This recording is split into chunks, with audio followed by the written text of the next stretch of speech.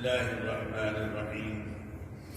الحمد لله نحمده ونستعينه ونستغفره ونؤمن به ونتوكل عليه ونعوذ بالله من شرور أنفسنا ومن سيئات أعمالنا.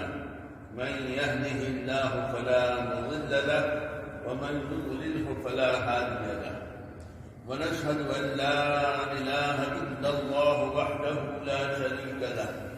ونشهد أن سيدنا وسندنا وحبيبنا وشفيعنا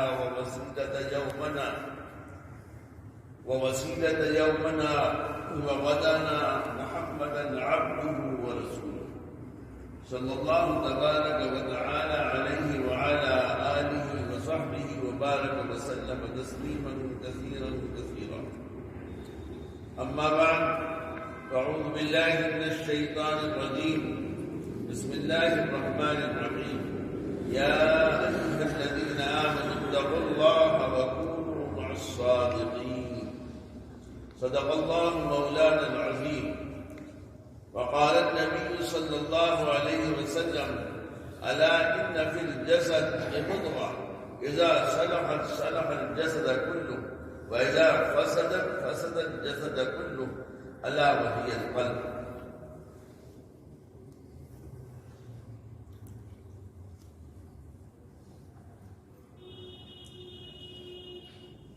ابلیس میں کس چیز کی کمی تھی؟ ایک بزرگ نے بڑی اونچی بات لکھی ہے کہ ابلیس اللہ کو پہچانتا تھا، عارف تھا. ابلیس میں 3 عین جمع تھے. ایک تو عالم تھا، بہت زیادہ علم رکھتا تھا، عالم کا عین. اور ابلیس عابد تھا، بہت بڑا عبادت گزار. 70,000 سال اس نے عبادت کی زمین پر. اور تیسرے عارف تھا، خدا کا مزاج آشنا تھا، پہچانتا تھا. یہ 3 عین اس کے اندر موجود ہیں: عارف، عالم، عابد.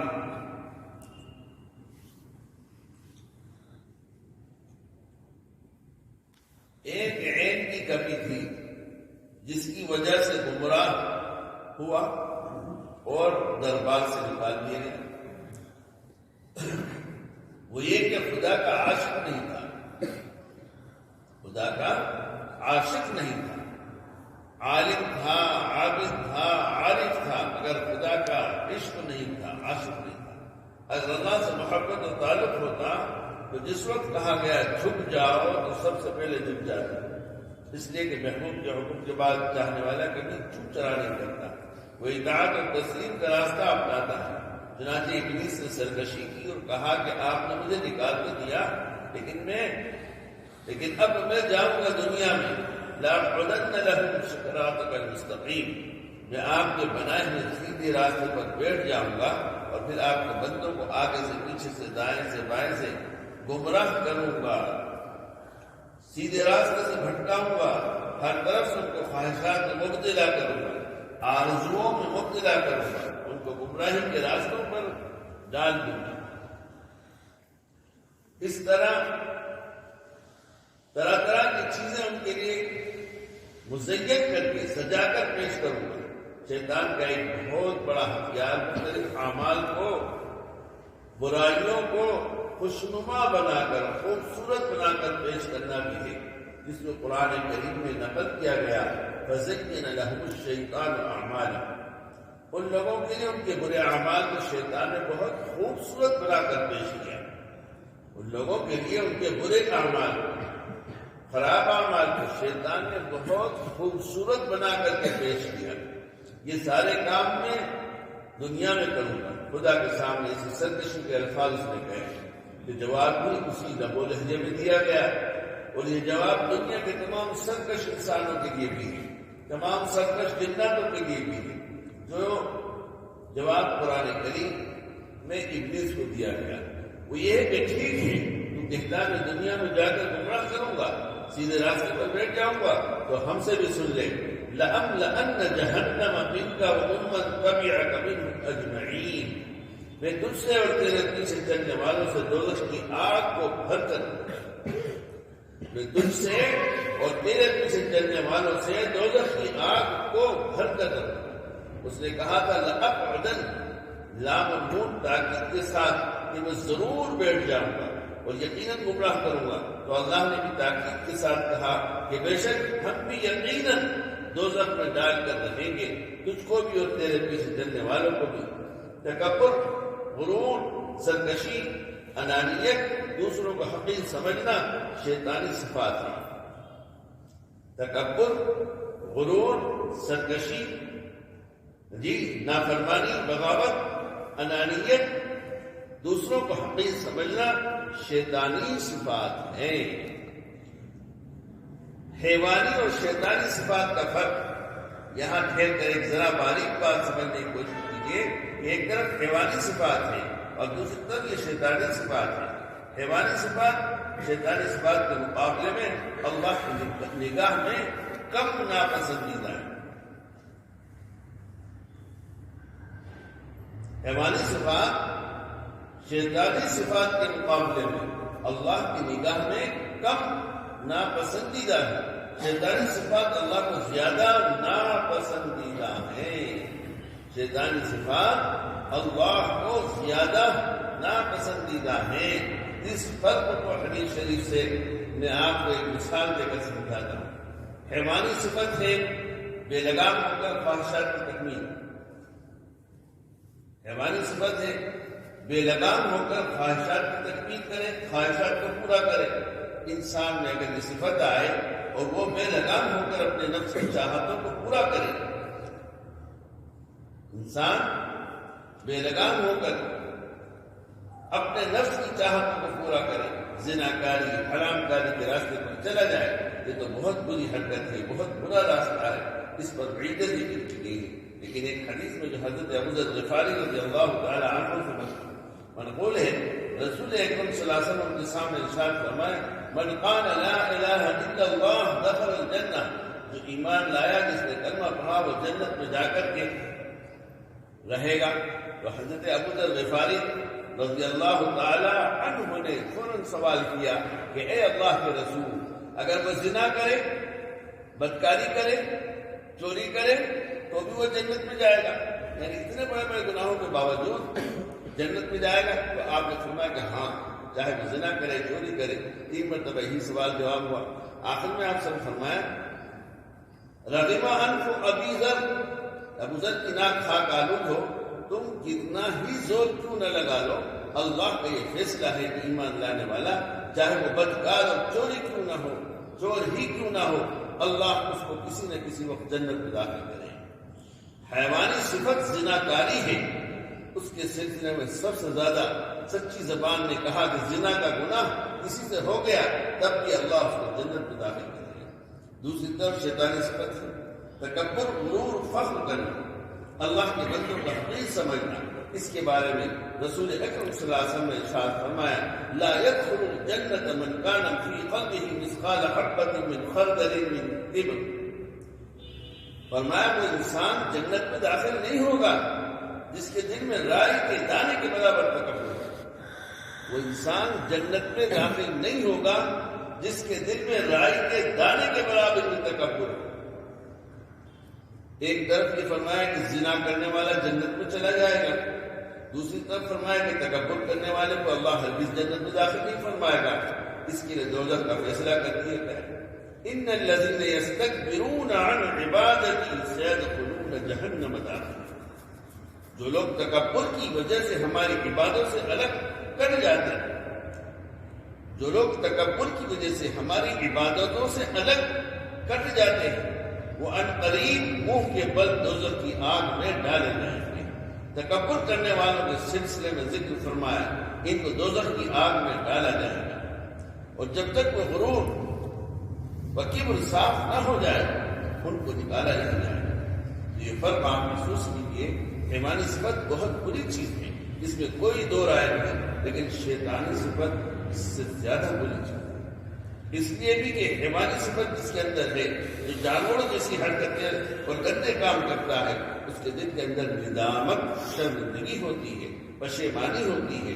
ایک چوری کرنے والا، بدکاری کرنے والا، اگرچہ کہ وہ گناہگار ہے مگر اس کے دل کے اندر ندامت ہوتی ہے کہ میں گناہگار، وہ شرمسار ہوتا ہے اور اللہ کے آگے کبھی اس کے آنسو بہتے ہیں. لیکن جو آدمی شیطانی گناہ میں مبتلا ہے، شیطانی صفت میں مبتلا ہے، اسے ندامت نہیں ہوتی، اس کو اپنے کیوں پہ شرمندگی نہیں ہوتی.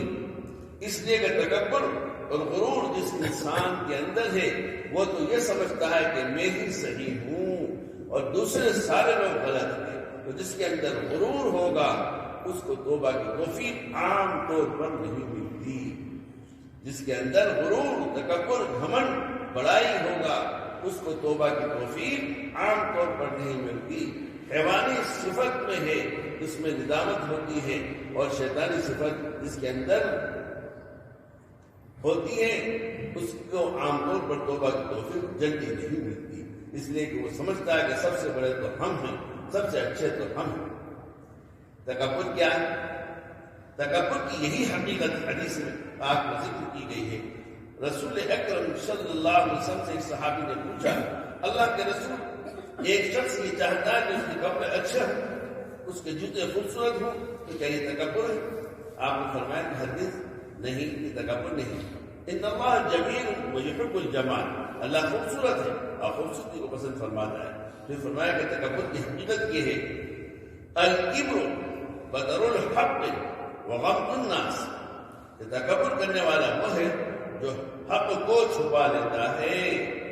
تکبر کرنے والا وہ ہے جو حق کو، سچائی کو، سچی بات کو چھپا لیتا ہے اور دوسرے انسانوں کو حقیر جانتا ہے، گرا ہوا کمتر سمجھتا ہے. یہ ہے تکبر. اچھا لباس، اچھی سواری، اچھے جوتے، اچھا رہن سہن، یہ تکبر نہیں ہے. تکبر تو دوسروں کو کمتر، حقیر سمجھنا ہے، اپنے آپ کو برتر، بڑا سمجھنا اور حق بات کو چھپا دینا.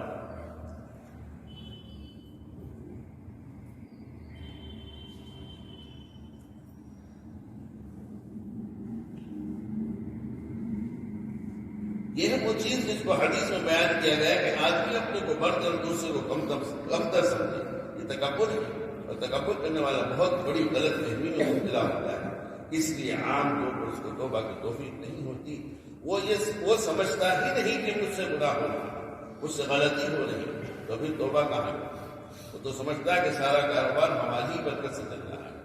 آپ نے دیکھا ہوگا کہ گاؤں دیہات میں بیل گاڑی چلتی ہے تو بیل گاڑی کے مالک کا کتا بھی بیل گاڑی کے نیچے چلتا رہتا ہے، اور بیل تو بیچارے سیدھے سامنے دیکھ کر چلتے ہیں، اور کتا بیل گاڑی کے نیچے بھی دائیں بائیں دیکھتا ہوا اکڑ کر چلتا ہے. وہ اعلان کرتا ہے، وہ اپنے عمل سے اعلان کرتا ہے کہ دیکھو اتنی بڑی گاڑی ہم ہی لے کر چل رہے ہیں. جی، وہ کتا اپنے عمل سے کہتا ہے کہ دیکھو اتنی بڑی گاڑی میں ہی لے کے چل رہا ہوں، حالانکہ چلانے والا کوئی دوسرا ہے.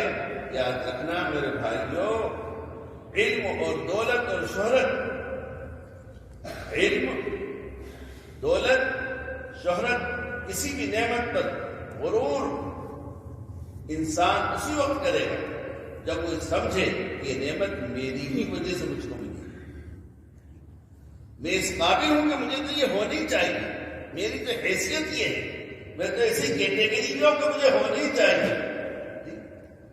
یہ ہے کبر اور گمراہی کا راستہ. اب اگر اللہ کی طرف سے فضل ہے، انعام ہے، نعمتیں مل رہی ہیں، تو سب کیوں جیسے ہمارے اکابر اور مشائخ کا طرز رہا کہ نعمتیں مل رہی ہیں، عزت ہو رہی ہے، جو کچھ ہو رہا وہ سمجھتے تھے اور کہتے تھے میں تو اس کا اہل نہیں، میں تو اس قابل نہیں. یہ تو اللہ کی مہربانی ہے، اللہ کا فضل ہے. اتنا نافرمان، اتنا گندا، جی اتنا گناہگار ہونے کے باوجود اللہ مجھے یہ نعمتیں دے رہا ہے. میں تو اس قابل نہیں تھا کہ مجھے یہ سب نعمتیں ملے، یہ میرے اللہ کا فضل ہے، مہربانی. جب یہ بندہ کہتا ہے، سمجھتا ہے، اس کے دل و دماغ میں ہوتا ہے، تو اللہ خوش ہوتے ہیں اور وہ اور ترقی کرتا ہے. اور یہ من جانب اللہ سمجھے گی اللہ کی طرف سے. اور جہاں بندہ سمجھے کہ میری تو حیثیت ہی ہے ایسی کہ مجھے یہ ہونی چاہیے، ملنے چاہیے، میری محنتوں کا نتیجہ ہے، میرے نیکیوں کا نتیجہ ہے، میری عبادتوں کا نتیجہ ہے، میرے علم کا نتیجہ ہے، جہاں بس یہ سمجھا اور یہ دماغ میں فطور آیا، وہ شیطان کا جو حشر ہوا وہی حشر اس آدمی کا، اس آدمی۔ آپ تمام نبی کریم صلی اللہ علیہ وسلم کو دیکھیں جی، اللہ سے کس عاجزی کے ساتھ دعا کریں۔ صحابہ کرام جی، تابعین، سب ایک کے بعد ایک چلو گے، سب اپنے آپ کو حقیر، گرا ہوا، کمتر سمجھ کر کے اللہ کے حضور میں اپنے آپ کو پیش کرتے، وہی ان کی ترقی کا راز ہے، اسی میں ان کی ترقی۔ اور یہ چیز کہ تکبر اندر سے نکلے، کبر ختم ہو، عجب ختم ہو، اپنے آپ کو اچھا سمجھ رہے جی۔ آدمی بات یہ ایک مرض ہے عجب، اس کو مشائخ فرماتے ہیں عجب کا معنی ہے کہ زبان سے تو نہیں کہتا کہ میں بہت نیک، پارسا، متقی، پرہیزگار ہوں، زبان سے نہیں کہتا، لیکن اپنے اندر ہی اندر خوش ہوتا ہے اور اپنے اندر ہی اندر سمجھتا ہے کہ میں تو ماشاء اللہ، سبحان اللہ، میرا تو کوئی جواب نہیں، میری تو کوئی مثال نہیں، مجھ سے تو کوئی بہتر نہیں۔ زبان سے نہیں کہتا، لیکن اندر میں یہ ہے، اس کا نام ہے عجب۔ یہ بھی بدترین چیز ہے، یہ بھی ہلاکت کا راستہ ہے۔ تو اب تکبر جائے گا کہاں، کیسے نکلے گا جی؟ یہ عجب کا مرض کیسے نکلے گا؟ یہ جب کسی کو اپنا مرشد بنائیں گے، جب کسی کے ہاتھ میں ہاتھ دیں گے اور پھر ان کی خدمت میں رہیں گے، پھر ان کے یہاں تربیت پائیں گے، پھر وہ حسب موقع اور ضرورت کے اعتبار سے تربیت کریں گے۔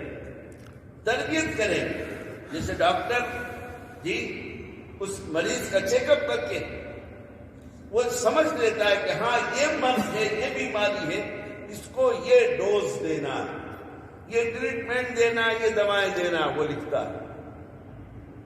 ایک ڈاکٹر سمجھ سکتا ہے مادی علم ہونے کی وجہ سے کہ اس کو کون سا مرض ہے اور کون سی دوا اس کے لیے مفید ہو۔ یہ اہل اللہ، یہ مشائخ، یہ روحانی ڈاکٹر، یہ روحانی طبیب ہیں۔ یہ بھی جب کوئی جاتا ہے تربیت کے لیے تو وہ بھی بھاپ لیتے ہیں، سمجھ لیتے ہیں، اللہ ان کے قلب پر منکشف فرما دیتے ہیں کہ کیا روگ اور کیا مرض کا یہ سالک ہے، کیا بیماری ہے، پھر اس کے لیے وہی علاج تجویز فرماتے ہیں، وہی علاج تجویز فرماتے ہیں۔ یہ وہاں ان کی خانقاہوں کے اندر مشائخ کی خدمت میں ان کی جوتیاں اٹھا کر کے، ان کی ڈانٹ ڈپٹ سن کر کے وہاں یہ کبر نکلتا ہے، وہاں یہ تکبر اور غرور نکلتا ہے، بغیر نہیں ہوتا، بغیر جوتیاں سیدھی کیے، بغیر ڈانٹ ڈپٹ کے جی، بغیر مشقت اور محنت اور مجاہدے کے یہ کبر اور تکبر نہیں نکلتا جی۔ یہی وجہ ہے ہم ان سے محروم ہیں، یہی وجہ ہے کہ ہمارے اندر سرکشی ہے، نافرمانی ہے، اپنے آپ کو بہتر سمجھنا ہے جی، اللہ کی بات نہیں ماننا، سن رہے ہیں لیکن مانتے نہیں، نبی کی بات سن رہے ہیں مانتے نہیں جی، مشائخ کی بات سن رہے ہیں مانتے نہیں، نفس نہیں ماننے دیتا جی۔ یہ کیا ہے؟ یہ اندر میں کبر ہے، تکبر ہی ہے، یہ وہاں نکلتا ہے۔ حضرت مولانا شاہ ابرار صاحب رحمۃ اللہ علیہ جی ہردوئی میں بہت سے حضرات علماء تک جاتے تھے، حضرت سمجھ کر کے جس کی حیثیت ہوتی تھی اس کے اعتبار سے علاج کرتے تھے۔ کبھی فرماتے چلیے مسجد کی جھاڑو دیجیے، مسجد کے اندر طہارت خانے، پیشاب گھر ان کو دھوئیے، ان کے اندر سے ڈھیلے نکال کے پھینک دیجیے، باتھ روم دھو دیجیے، باہر میدان کی جھاڑو دلوا رہے۔ جانتے کہ یہ کبر اسی طرح سے نکلے جی۔ ہم ان چیزوں سے محروم، اور یہ اتنا بڑا موذی مرض ہے کہ انسان سے زیادہ خطرناک ہے۔ زنا، شراب اور دیگر گناہ اس کو جنت سے محروم نہیں کیا جائے گا، سزا کے بعد اس کو جنت میں ضرور داخل کر جائے گا، لیکن کبر اللہ کے نبی فرمایا رائی کے دانے کے برابر ہوگا، جنت میں نہیں، جنت کی ہوا بھی نہیں لگی، جنت کی خوشبو بھی نہیں لگی، ایک رائی کے دانے کے برابر بھی تکبر ہوگا۔ اور ہم اس موذی مرض سے کتنے بے خبر ہیں؟ نہیں، بے خبر نہیں، لاپرواہ ہیں۔ خبر تو صاحب ہے، لاپرواہ ہیں، کاہلی سستی ہے، اس کا علاج ہی نہیں چاہتے، اس کا علاج ہی نہیں چاہتے۔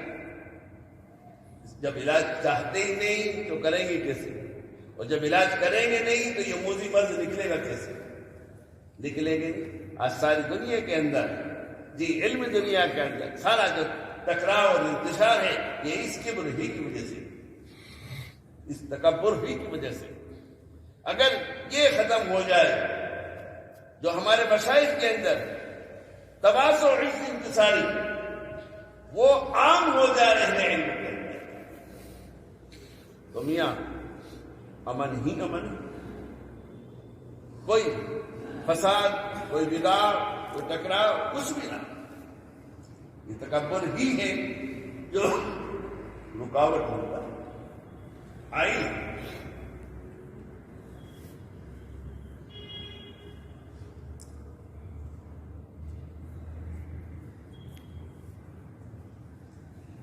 تو دولت اور شہرت کسی بھی نعمت پر غرور انسان اسی وقت کرے گا جب یہ سمجھے کہ نعمت میری ہی وجہ سے مجھ کو ملی ہے، میری محنت کی وجہ سے ملی ہے۔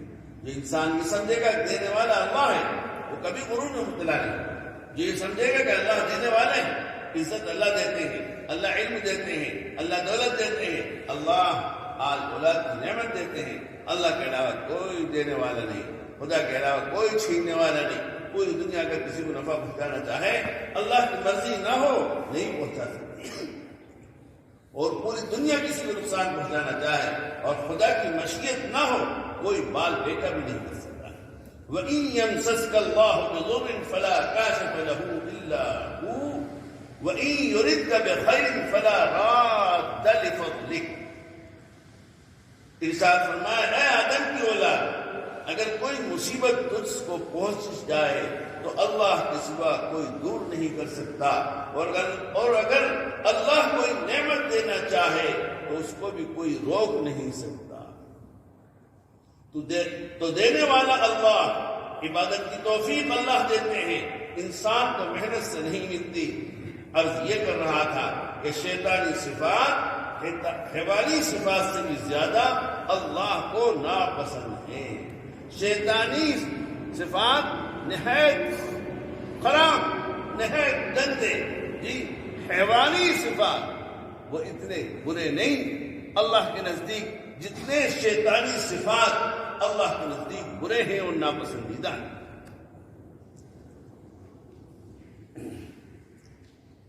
اب تیسری صفت ہے ملکی صفات۔ تیسری چیز سمجھیے، انسانوں میں اللہ نے ملکی صفات رکھے ہیں، یعنی فرشتوں کی صفات۔ ان کی صفت ہے تسبیح، ذکر، مناجات، اللہ سے مانگنا، اللہ کی یاد میں ہر وقت مشغول رہنا، فرما برداری کرنا، کبھی نافرمانی نہ کرنا۔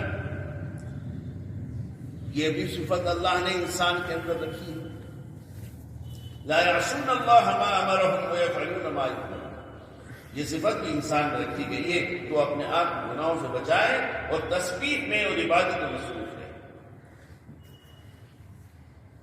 بشری صفات کی تفصیل،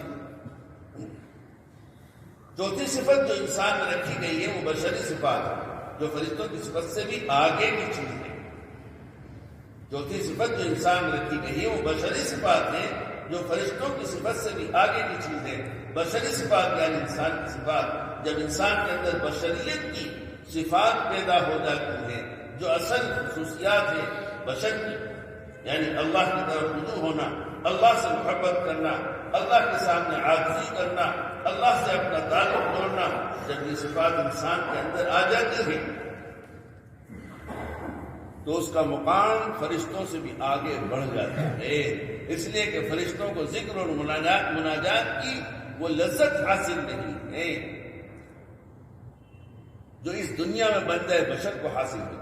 ایک بندے سے گناہ ہو جاتا ہے، پھر وہ اللہ کے سامنے شرمندہ ہوتا ہے اور توبہ کرتا ہے، اس وقت اس کا مقام جتنا بلند کیا جاتا ہے، اللہ کا قرب جس درجے اس کو حاصل ہوتا ہے، اللہ کی نزدیکی اس کو ملتی ہے، فرشتوں کو اس کی خبر بھی نہیں رہتی، فرشتوں کو اس کا کوئی علم نہیں، وہ تو صرف ذکر، دعا اور مناجات اور عبادت میں لگے ہوئے ہیں، یہ چیزیں ان کو حاصل نہیں۔ ایک مومن جب رات کی تنہائی میں کر تہجد کے وقت اللہ کو پکارتا ہے، جب سارے لوگ سوئے ہوئے ہیں، وہ اللہ کے آگے عاجزی کرتا ہے، اللہ سے مناجات کرتا ہے، قرآن کی تلاوت کرتا ہے، ذکر کرتا ہے، استغفار کرتا ہے، تو اللہ پاک کی خصوصی رحمت اس کی طرف متوجہ ہوتی ہے۔ اور کوئی وقت ایسا آتا ہے کہ جب انسان اور خدا تعالیٰ میں ایسا قرب ہو جاتا ہے تو وہ ذکر کرنے والا اپنے وجود کو بھی بھول جاتا ہے، اپنے آپ کو بھی بھول جاتا ہے، ذکر میں ایسا مشغول ہوتا ہے اور اللہ کی محبت میں، اللہ کی یاد میں ایسا گم ہو جاتا ہے، ایسا گم ہو جاتا ہے کہ اس کو کچھ پتہ ہی نہیں رہتا کہ کہاں کون آیا، کیا ہوا، کچھ بھی اس کو خبر نہیں ہے۔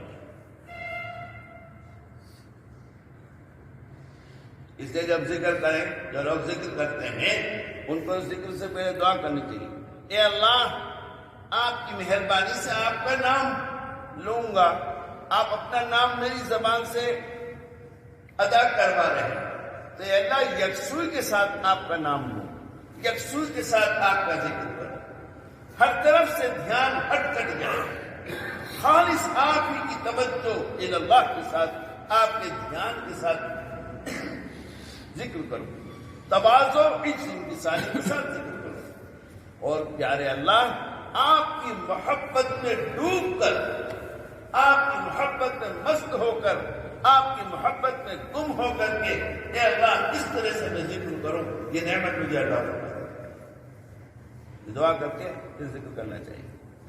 اگر اللہ یہ نعمت عطا کر دیں کہ ذکر میں آپ گم ہو گئے، ڈوب گئے اللہ کی محبت میں، اللہ کی یاد میں، آپ کو خبر ہی نہیں کہاں کون کیا کر رہا ہے، تبھی تو حبیب ذکر ہے، تبھی تو اس ذکر کے قلب پر اثرات پڑیں گے، اس قلب کی گندگی صاف ہوگی، اس قلب کے اندر خدا کی محبت اور معرفت آئے گی۔ اور یوں ہی اگر کر رہے ہیں جی، ان چیزوں کا لحاظ نہیں ہے، بس ایک فارمیلٹی پوری کرنا ہے، کھانا پوری کرنا ہے جی، تو کرتے رہو، ٹھیک ہے، ثواب مل جائے گا، لیکن جو مقصود ہے ذکر کا، جو چاہا جا رہا ہے، جس وجہ سے آپ کو مشائخ ذکر کرواتے ہیں، اس سے محروم رہیں گے، اس سے خالی رہیں گے۔ اہل اللہ جن حضرات کو ذکر کی اجازت دیتے ہیں، جو حضرات ان کو ذکر کراتے ہیں، ان کا مقصد یہ نہیں ہوتا کہ ان کو ثواب مل جائے، ثواب کے حقدار مل جائے جی، بالکل نہیں، ارے ثواب تو ملے گا ہی نہیں اگر صالح ہے، مقصود ہے اس ذکر کے ذریعے سے اللہ کا تعلق مل جائے، اللہ کی حضوری حاصل ہو جائے،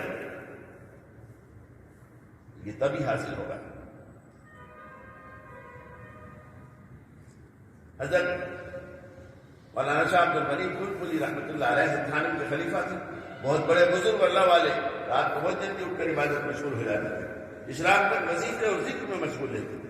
ان کے مرید اور 12 سال تک ان کے پاس رہنے والے مولانا حکیم اختر صاحب نے یہ بات لکھی ہے کہ ایک مرتبہ حضرت تہجد کے وقت ذکر و فکر میں مشغول تھے، فجر کی نماز کے بعد کسی ضروری کاغذ پر دستخط لینے کے لیے منشی جی آ گئے، وہ بہت ضروری تھا کہ اسی وقت دستخط لے جائے، لے جا کر حضرت کے سامنے وظیفے کی حالت میں کاغذ رکھا، حضرت اس پر دستخط فرما دیجیے، بہت ضروری کاغذ، حضرت نے قلم ہاتھ میں لیا اور دیر تک بیٹھ کر سوچتے رہے، دستخط نہیں کرتے تھے، دیر گزر گئی، وہ بھی کھڑے ہیں، حضرت بھی قلم ہاتھ میں لے کر بیٹھے، دیر کے بعد حضرت نے پوچھا کہ بھائی میرا نام کیا ہے، مجھے میرا نام یاد نہیں ہے، میرا نام کیا ہے، کیا دستخط کروں؟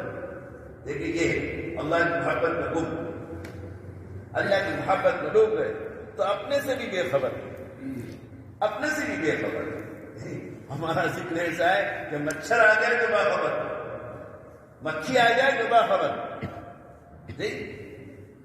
اور جب آدمی اس انداز سے ذکر کرتا ہے، اللہ سے مانگتا ہے، تو پھر اپنی ذات سے بھی بے خبر بتائے فرمائے ارے بھائی میرا نام کیا ہے، میرا نام بتا۔ اللہ اللہ مجھے بھی اس طرح سے اپنی محبت میں ڈوب کر اور مست ہو کر کے اور سب طرف سے ہٹ کر یکسوئی کے ساتھ، جی اللہ مجھے بھی آپ کو بھی ایسا ذکر کرنے کی اللہ ہمت اور توفیق عطا فرمائے۔ تو حضرت نے پوچھا ہے بھائی میرا نام کیا ہے؟ مجھ کو نام یاد نہیں آ رہا۔ تو انہوں نے کہا کہ آپ کا نام عبد الغنی ہے۔ تب انہوں نے دستخط کی۔ یہ ہے وہ چیز کہ انسان اللہ سے قرب تعلق کے اس درجے پر پہنچ جاتا ہے جو فرشتوں کو بھی حاصل ہے۔ لذت درد محبت جو نمایاں ہو جائے، لذت درد محبت جو نمایاں ہو جائے، ہر فرشتے کو یہ حسرت ہو کہ انسان ہو جائے۔ اور حضرت مولانا شاہ محمد احمد صاحب پرتاپ علی رحمۃ اللہ علیہ تو فرماتے تھے کبھی طاعتوں کا سرور ہے، کبھی اعتراض قصور ہے۔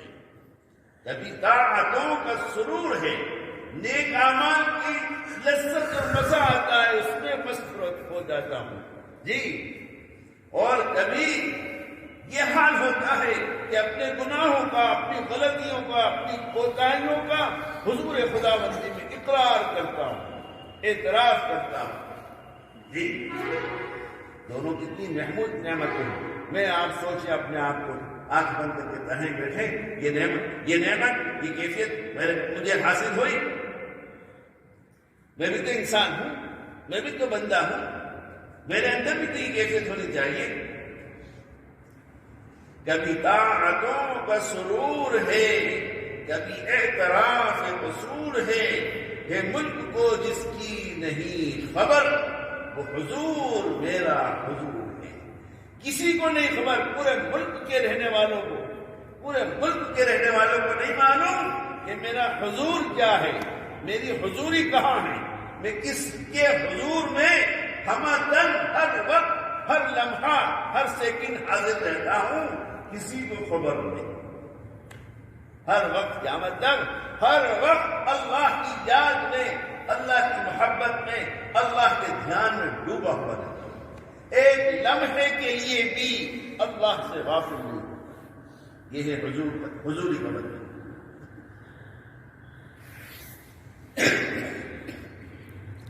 کبھی طاعتوں کا سرور ہے، کبھی اعتراف قصور ہے ملک کو جس کی نہیں خبر، وہ حضور میرا حضور ہے۔ کتنا پرکیف شعر ہے، کتنے لذت اور مزہ ہے اس کے پڑھنے میں۔ اب آپ کو آتا ہو نہ آتا ہو، مجھے تو آتا ہے۔ یہ میرا ہی دل ہے وہ کہ جہاں تو سما کسی فرشتوں کو حیثیت نہیں دی گئی۔ انسان ہی کا دل ہے کہ اگر یہ اپنے دل پر محنت کر لے اور اپنے دل کو اس قابل بنا لے تو یہ انسان ہی کا دل ہے کہ اللہ جل جلالہ اس کے دل میں سما جاتا ہے۔ اللہ ہی اس کے دل میں سما جاتا ہے۔ اللہ اپنا مسکن اور ٹھکانہ اس انسان کے دل کو بنا دیتا ہے، یہ اللہ اس کے دل میں رہتا ہے۔ پھر اللہ اپنی تجلی گاہ اس انسان کے دل کو بنا دیتا ہے۔ یہ فرشتوں کو حاصل نہیں ہے، یہ انسان کو حاصل ہے۔ ہو گیا نہیں یہ بات ابھی جو سنی کہ پھر یہ انسان فرشتوں سے آگے نکل جاتا ہے، فرشتے پیچھے رہ جاتے ہیں۔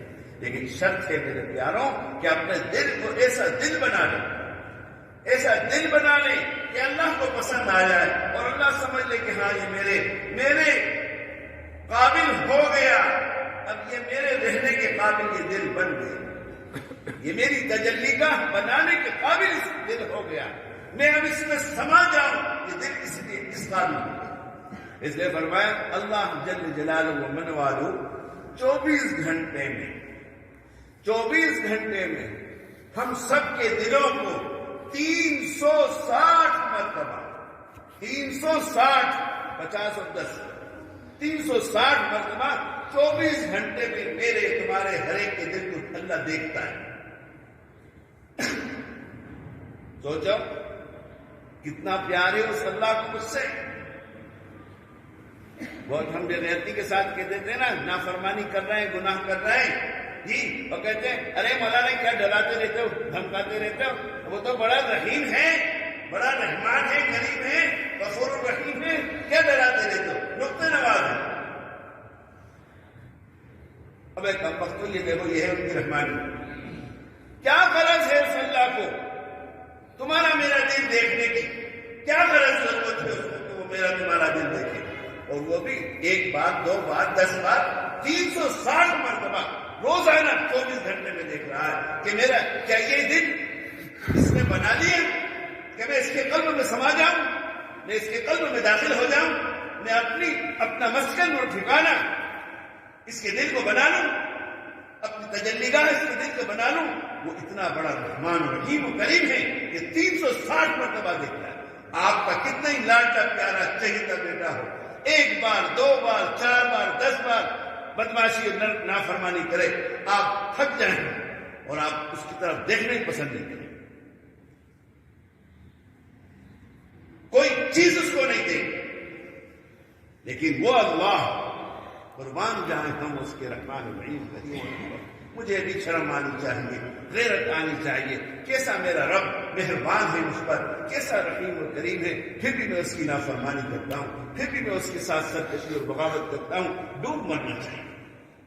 اللہ مجھے بھی غیرت عطا فرمائے، آپ کو بھی، ہر مسلمان کو بنائے. 360 مرتبہ چھاپتے دیکھتے، یہ دل بن گیا، اس نے بنا لیا کہ میں اس کے دل میں سما جاؤں، میں اس کے دل میں داخل ہو جاؤں، اس قابل بنا دی.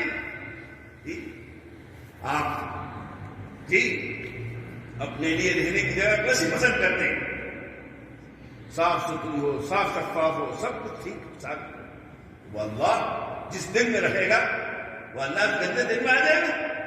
وہ بھی چاہتا ہے یہ دل تمام گندگیوں سے صاف ستھرا، صاف شفاف ہو جائے، پھر وہ اللہ اس میں آ جاتا ہے. پھر وہ اللہ جب اللہ اس میں آ جاتا ہے، اللہ سمجھ جاتا ہے، اپنی تجلی کا اس دل کو بنا لیتا ہے، تو پھر یہ سو رہا ہوتا ہے، تو پھر اس وقت بھی یہ سو رہا ہے، میٹھی میٹھی نیند دے رہا ہے، اور اس کا دل اللہ اللہ اللہ دل کرتا رہتا ہے. ابھی نماز کی 2 رکعت میں بھی نصیب نہیں، اللہ کا دھیان، اللہ کی حضوری جی، 2 رکعت نماز بھی نہیں جی. ہم سوچیں اپنی عمروں کے اندر، کیا میں نے اپنی زندگی کے اندر جی 5 نمازوں میں کوئی ایک نماز، کسی ایک وقت کی نماز بھی، چلو مختصر نماز فجر کی 4 رکعت میں، کوئی ایک نماز زندگی میں اب تک 50 سال کی عمر میں، 40 سال کی عمر میں، 20 سال کی عمر میں کوئی ایک نماز ہے جس کے اندر ذرے کے برابر بھی میرا دھیان نہ بھٹکا ہو، پورا کے پورا 100% اللہ کے دھیان کے ساتھ، توجہ اللہ کے ساتھ میں نے نماز ادا کی؟ کوئی ایک نماز ایسی؟ ایک نماز تو بہت بڑی بات ہے. میں تو ہی کہتا ہوں 1 رکعت بھی نہیں ہے. فجر سے عشاء تک کی نمازوں میں الگ بیٹھ کے رات میں سونے سے پہلے آنکھیں بند کر کے سوچ لینا، غور کر لینا کہ آج کی یہ 5 نماز کی 47-48 رکعتیں ہوئی، اس میں 1 رکعت اس میں کہیں دھیان نہ گیا ہو، اللہ کی طرف ہی دھیان ہو، 1 رکعت بھی ایسی ہوئی جی. اب جب ایسا گندا دل ہو تو اللہ کیا آئے گا اس میں؟ لیکن پھر قربان جائیں ہم اس کے رحم و کرم پر کہ پھر بھی وہ ہمارے دل کو 360 مرتبہ دیکھتا ہے کہ یہ کیا اس قابل بن گیا دل کہ میں اس میں سما جاؤں، میں اس کو اپنا مسکن اور ٹھکانہ اس کے دل کو بنا لوں، میں اس کے دل میں داخل ہو جاؤں. آج میرے پیاروں، میرا تمہارا دل خالی ہے، اس میں دنیا بھری بھی ہے، دنیا کی محبت، مال کی محبت، دنیا کی حسن و جمال کی محبت، دنیا کی مال و دولت کی محبت، یہ ساری چیزیں اس کے اندر گھسی بھی ہے. یہ گندی چیز جب گھسی بھی ہے تو اللہ کہاں آئے گا؟ اس پوری دنیا اور دنیا میں جو کچھ ہے، دولت، حکومتیں، سونا چاندی، جواہرات، اس سب کی اللہ کے یہاں نبی کریم صلی اللہ علیہ وسلم فرمایا مچھر کے 1 پت کے برابر اس کی قیمت نہیں.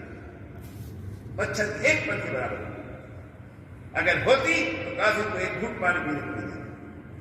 جو اللہ کے نزدیک اتنی گندی ہو، اتنی گھٹیا چیز ہو کہ مچھر کے ایک پر کے برابر کی قیمت کی، وہ اس دل میں ہو اور اللہ آ جائے، وہ اس دل میں ہو اور نماز کامل توجہ اللہ کے ساتھ ادا ہو جائے، بڑا مشکل مسئلہ ہے بھائی، بڑا مشکل مسئلہ ہے۔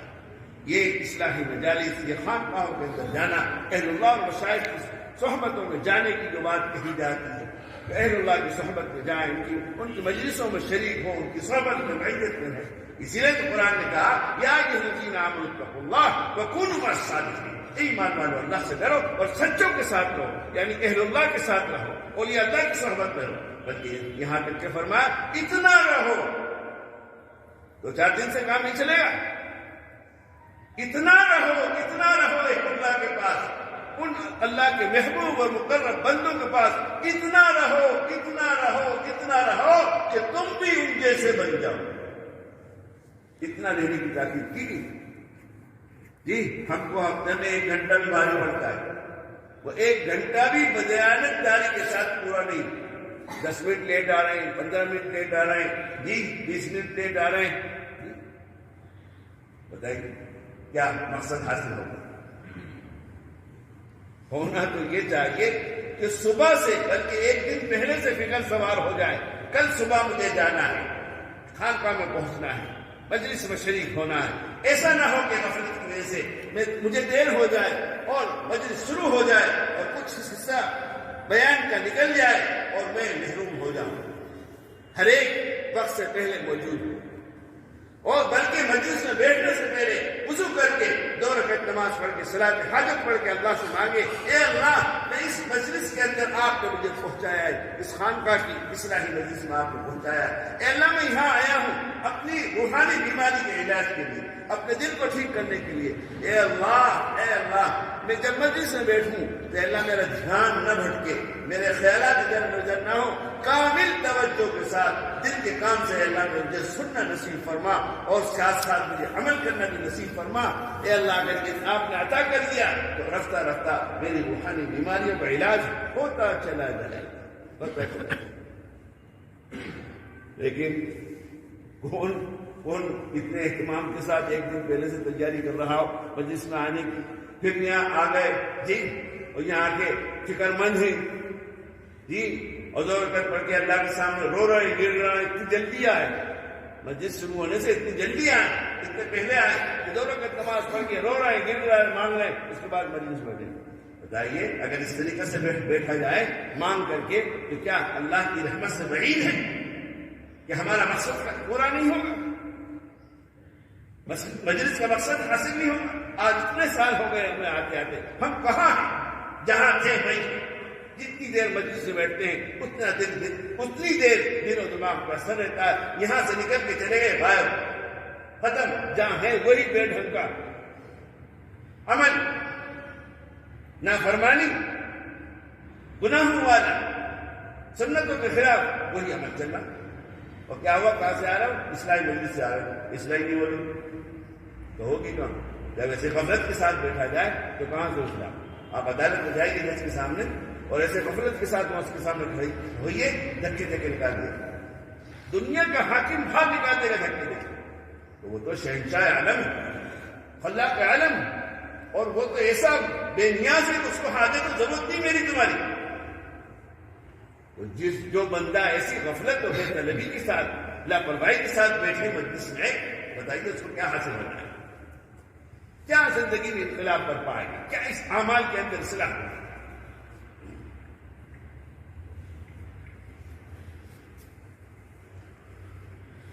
یہ میرا ہی دل ہے وہ کہ جہاں تو سما سکے، کسی فرشتوں کو عزت نہیں دی گئی کہ اللہ پاک نے فرمایا ہو کہ اس کے دل میں، فرشتے کے دل میں اپنی جگہ بنا دوں، نہیں، بشر کے بارے میں جس میں اصلی بشری صفت ہو، جس میں اصلی بشری صفت ہو، اس کے بارے میں اعلان کیا گیا کہ آسمان و زمین ہمیں اپنے اندر سمو نہیں سکتے، ہم ایسی عظیم ذات کے مالک ہیں کہ آسمان و زمین جیسی وسعت والی چیز بھی مجھ کو اپنے اندر نہیں سمو نہیں سکتی، مگر مومن بندے کا دل ایسی جگہ ہے جہاں میں آ جاتا ہوں، میں سما جاتا ہوں، میں اپنا مسکن اور ٹھکانہ بنا لیتا ہوں اس کے دل۔ خواجہ میر درد نے کہا تھا، اور کیسی پیاری بات کہی تھی، ارض و سما کہاں تیری وسعت کو پا سکے. ارض و سما یعنی زمین اور آسمان، ارض و سما کہاں تیری وسعت کو پا سکے، یہ میرا ہی دل ہے وہ کہ جہاں تو سما سکے. زمین و آسمان میں نہیں تو سما سکتا، یہ تو میرے ہی چھوٹا سا دل ہے، اس میں یہ دل میں ہی تو سما سکتا. ارض و سما کہاں تیری وسعت کو پا سکے، یہ میرا ہی دل ہے وہ کہ جہاں تو سما سکے. زمین آسمان کی وسعت کو نہیں پا سکتے مگر ایک مومن، زمین آسمان اللہ کی وسعت کو نہیں پا سکتے مگر ایک مومن کا دل اللہ کی محبت اور اللہ کی خاص تجلیات کو اپنے اندر لے لیتا ہے. یہ ہے بشری صفات. اللہ مجھے بھی عطا فرمائے. آمین کی نہیں بھاری. اس میں بھی کنجوسی اور بخل کرنے کے یہ خامخواہ چیز خام.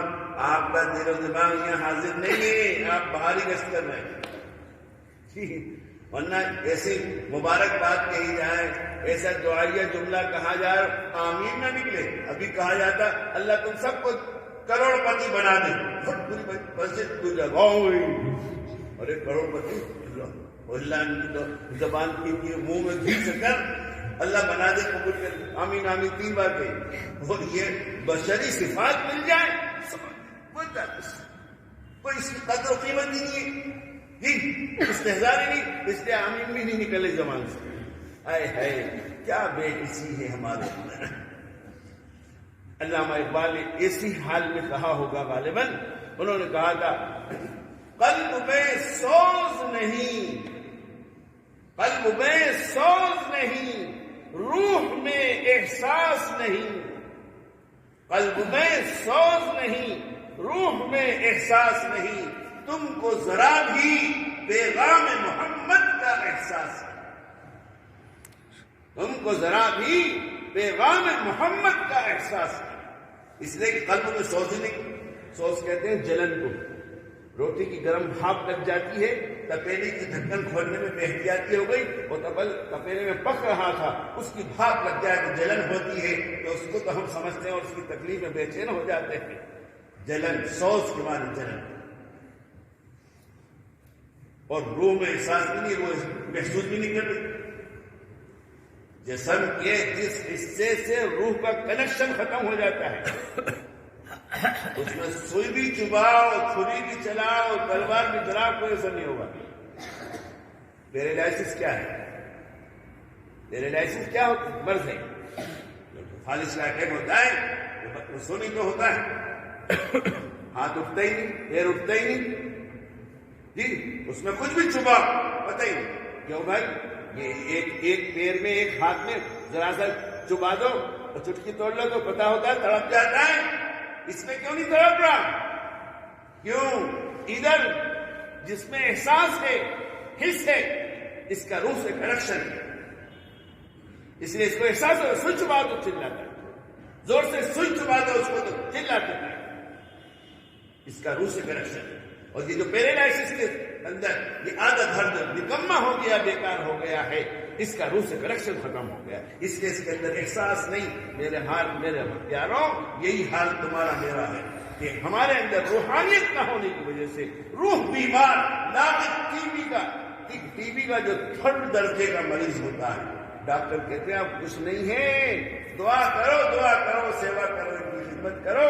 ایک صاحب کیا کھلائے کیا نہ کھلائے، کہ سب کچھ کھلاؤ ان کو. تو بس ہم اپنا آخری مرحلے پر ہیں. میرے پیاروں، بس یہ روحانی اعتبار سے میں اور تم ایسے آخری درجے پر، روحانیت کی بیماری کے ایسے آخری درجے پر ہیں جو ہمیں جیسے پیرالائسس والے کو اس حصے میں احساس نہیں ہوتا، اس کو چھری بھی چٹاؤ جی، انجیکشن بھی چباؤ، سوئی بھی چباؤ، چٹکی بھی توڑو، کچھ نہیں ہوتا اس کو احساس. بس یہی حال پیارو میرا تمہارا ہے. روح بیمار، کمزور، اتنی کمزور دنیا کی محبتوں سے، گناہوں کی گندگیوں سے، خدا کی نافرمانیوں سے روح اتنی کمزور ہو چکی ہے کہ ہمیں آمین کہنا بھی بھاری، احساس نہیں. اسی لیے کہا علامہ نے جو میرے پاس ہے، قلب میں سوز نہیں.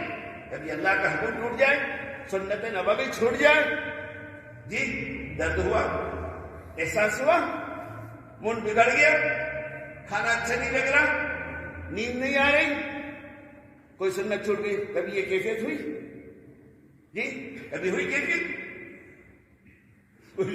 کوئی اثر ہی نہیں ہوا، جو ہی نہیں دیں گی، جی نیکیوں کا کتنا ہی بڑا نقصان ہو جائے کوئی اثر نہیں، دنیا کا تھوڑا سا نقصان ہے، 1000 روپیہ آپ کی جیب سے گر جائے، جی گھر میں 10-20 روپے کا کانچ کا چینی کا برتن ٹوٹ جائے تو آپ کو احساس ہوتا ہے اور آپ چلاتے، بچے کو ڈانٹتے، 2 چاٹے مارتے، کم وقت اس کو توڑ دیا۔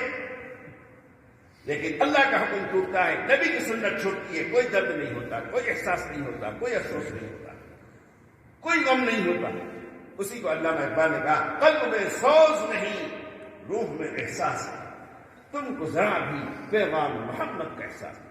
جب دونوں چیزیں نہیں ہیں، قلب میں سوز بھی نہیں ہے، جلن دکھن درد بھی نہیں ہے، جو احساس کا مادہ بھی ختم ہو گیا، بے حس ہو گئے، وہ میرے لائسنس والے کے آدھے دھڑ کی طرح ایسے بے حس ہو گئے ہیں، تو بتائیے حضور کے پیغام کا، حضور کے ارشادات کا، اللہ کے فرمان کا کیا ہمیں احساس ہوگا، کیا ہمیں درد ہوگا، کیا ہم اس پر گرم گرم آنسو بہائیں گے؟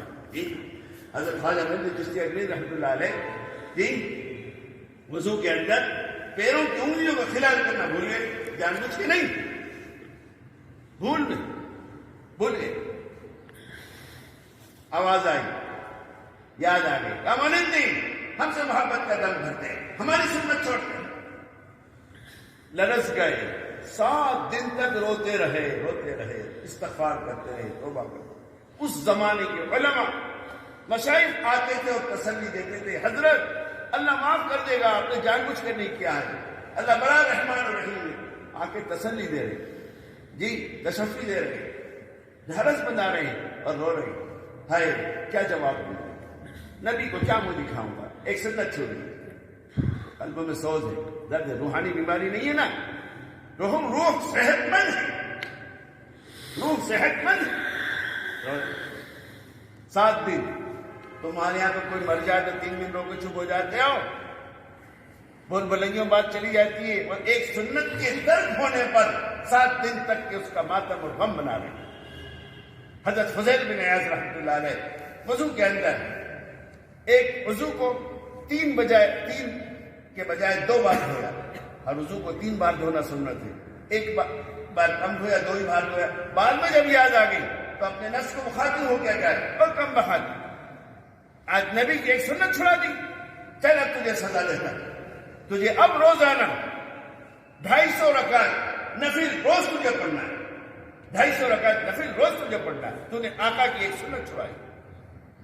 ہم نے کبھی کرا کہ آج فجر کی نماز قضا ہو گئی، جی آج جماعت چھوٹ گئی، تکبیر اولا چھوٹ گئی، چل تجھے یہ سزا دیتا ہوں، ہے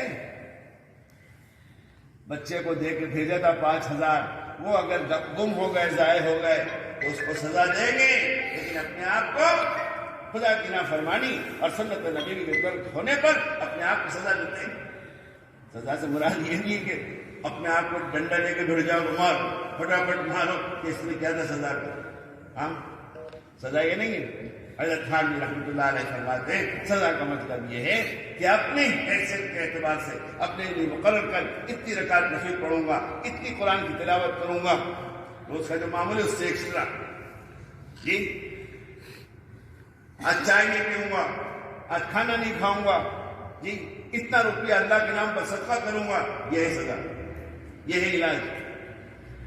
کیا کرتے ہیں؟ کبھی سوچو اپنے گریبان میں ڈال دی، فجر کی نماز چھوٹی ہو اور آپ نے 500 روپے کسی کو صدقہ کیا کہ آج میری نماز چھوٹ گئی، اے اللہ میں توبہ کرتا ہوں، یہ حضور میں صدقہ پیش کرتا ہوں، قبول فرما کر، اے اللہ اب مجھے آئندہ محروم مت کریے۔ کبھی ہوا تو کہاں سے اصلاح ہوگی پیاروں؟ یہ سب باتیں آپ سنتے ہیں، اس کو عمل میں لائیے تو یہ آپ کا اصلاحی مجلس میں آنا وصول ہوگا، مقصد پورا ہوگا کہ ہم اصلاحی مجلس میں گئے تھے، ہم اپنے عمل کی اصلاح کر رہے ہیں، اصلاح ہو رہی ہے اپنے عمل کی۔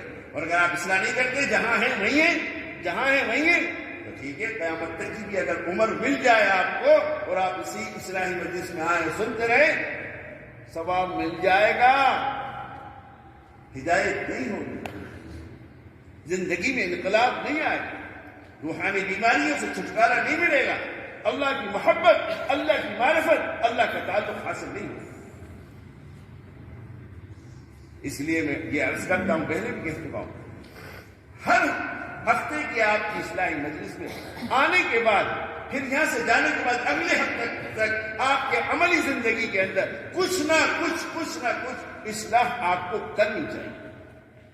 میں یہ نہیں کہتا کہ ایک دن میں کر ڈالوں، اپنے حال کے اعتبار سے کچھ دیر کر لے کہ یہ 2 چیزیں جو میں تو خلاف سنت کرتا ہوں، اللہ کے حکم کے خلاف کرتا ہوں، اب اس کو سنت کے سانچے میں ڈالوں، اب سنت پر عمل کروں، پھر اگلی مجلس آئی پھر دو تو انشاءاللہ ہوتا رہے گا۔ اور نہیں تو اگر آپ اس کے بارے میں متفکر ہی نہیں، غور ہی نہیں کرتے، اصلاح کرتے ہی نہیں اپنے عمل کی، ہاں تیرے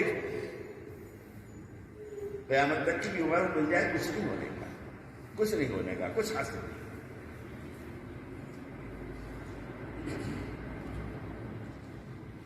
اب پھر اس بات کی طرف لوٹ جائیں گے جس کے لیے میں نے یہ پوری تفصیل بیان کی۔ تصوف تزکیہ نام ہے، تصوف تزکیہ نام ہے تربیت کے نظام کا۔ تصوف کس کو کہتے ہیں؟ تزکیہ کرنے کو، اور تزکیہ کا نام ہے تربیت کے نظام کا، اور رسول اکرم صلی اللہ علیہ وسلم نے جاری کیے ہوئے اس سلسلے کا، جس کو حضور اکرم صلی اللہ علیہ وسلم نے دل کی اصلاح اور لوگوں کے اندر تبدیلی اور خوشگوار تبدیلی کے لیے جاری فرمایا تھا، اس نظام کو اپنی زندگی میں داخل کرنے کا نام تصوف ہے۔ اس تصوفی کا یہ اثر ہے کہ انسان کی حیوانی صفات، شیطانی صفات، ملکی صفات، بشری صفات ہے۔ جب انسان حیوانی صفات میں مبتلا ہوتا ہے اور اللہ والوں کے پاس جاتا ہے، وہ مرشد سے مرید ہوتا ہے۔